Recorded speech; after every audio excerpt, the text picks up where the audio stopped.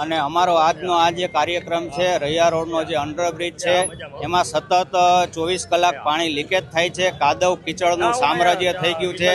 વાહન ચાલકોને હાલવું પણ અતિ મુશ્કેલ થઈ ગયું છે. ટુ વ્હીલરો જે લઈને જાય છે એના માટે અકસ્માતનો સતત આ જે ભોગ બને છે. લોકો અવારનવાર વાહનો સ્લીપ થાય છે. તો આ તંત્ર ક્યારે જાગશે? જ્યારે કોઈ અહીંયા ભાજપના ટોચના નેતા મુખ્યમંત્રી આવવાના હોય ત્યારે આ લોકો રોડ રસ્તા અને જે બ્રિજની સાફ સફાઈની કરે છે, તો એવું કેમ 365 દિવસ નથી કરતા? અને આ અંડરબ્રિજ રાજકોટમાં એકમાત્ર નહીં, રેલનગરમાં એક અંડરબ્રિજ ભાજપના શાસનમાં બનેલો છે, એમાં પણ 365 દિવસ વગર વરસાદે ત્યાં પાણી લીકેજનો પ્રશ્ન છે ને લાખો રૂપિયાનો ખર્ચ કરવા છતાં આ લીકેજ પાણીનું લીકેજ બંધ થતું નથી. એવી જ હાલત જે રૈયા રોડના અંડરબ્રિજની છે.